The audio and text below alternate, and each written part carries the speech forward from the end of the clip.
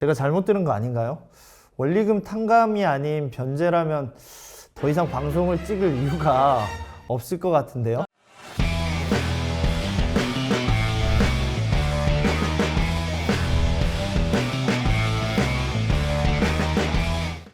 누구보다 가까운 곳에서 함께합니다.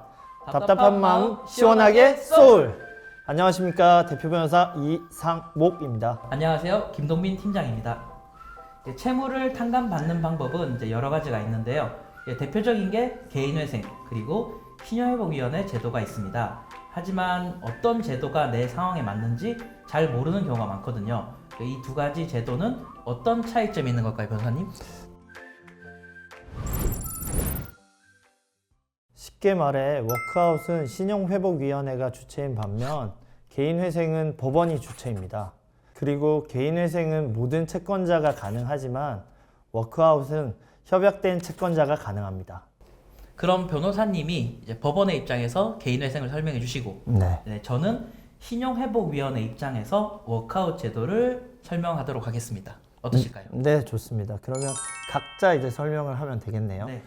개인회생은 월급에서 일정 금액을 변제금으로 투입하게 되면 원금이 탕감되는 제도입니다. 네, 워크아웃은 신청 절차가 간단하고 신청 비용이 적게 든다는 것이 장점인데요. 다만 개인회생과는 다르게 대부분 원리금 변제입니다. 원리금 변제요? 네. 제가 잘못 들은 거 아닌가요? 원리금 탕감이 아닌 변제라면 더 이상 방송을 찍을 이유가 없을 것 같은데요? 아니죠. 원리금 변제가 맞긴 한데 한국말은 끝까지 들어야 됩니다. 이제 때에 따라서 이자 부분 혹은 원금의 일부가 탕감되는 경우도 있어요. 그런 경우라고 하시면 어떤 경우를 알 수 있을까요? 우선 탕감을 받기 위해서는 연체 여부가 중요해요. 연체 여부요? 연체 여부가 그 정도로 중요한가요? 그럼요. 연체가 오래될수록 원금 탕감에 유리합니다. 이제 그렇게 연체가 되면 채권자들은 최소한의 금액이라도 회수를 하고 싶어 하기에 신용회복위원회를 통해서 원금의 일부라도 탕감받을 가능성이 높아지게 되는 거죠. 그렇다면 워크아웃은 연체가 되어야만 가능한 거죠. 개인회생 같은 경우에 연체가 되지 않아도 가능하니까 채권 추심이나 압류 이런 부분으로부터 자유로울 수 있으니까 사실 어떻게 보면 워크아웃보다 훨씬 실익이 있는 게 아닐까요? 네, 그런 부분이 없지 않아 있죠. 근데 개인회생은 생계비가 적게 책정이 되어 있는 반면 신용회복위원회는 탕감은 조금 쉽진 않지만 이제 10년 동안 적은 금액을 납부할 수 있기에 충분히 이제 생계비를 확보할 수 있다는 장점이 있습니다. 네.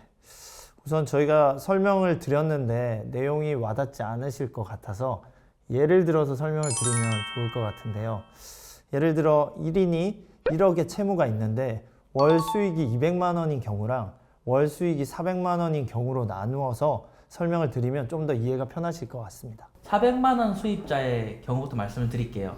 개인회생을 신청하게 되면 140만 원을 공제한 나머지 260만 원 정도를 매달 3년간 납부를 하셔야 되는 반면에 워크아웃은 매월 80만 원 정도를 10년 동안 납부하고 나머지 320만 원을 생계비로 쓸 수 있다는 장점이 있습니다.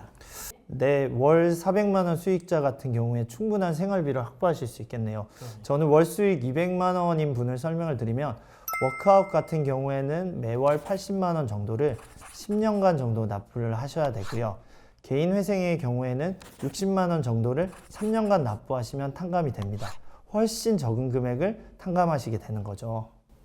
이게 서로 간의 장단점이 명확하면서도 조금 애매한 부분이 있어서 조금 구체적으로는 좀 다르다고 볼 수가 있겠죠? 그쵸, 맞습니다. 간단하게는 3년간 거의 최저 생계비를 가지고 생활을 하시는 거고 좀 힘드시겠죠?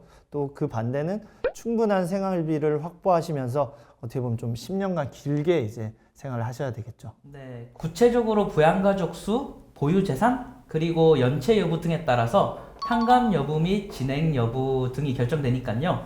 정확한 내용은 상담을 받아보시는 게 가장 좋습니다. 자, 마지막으로 정리해 드릴게요.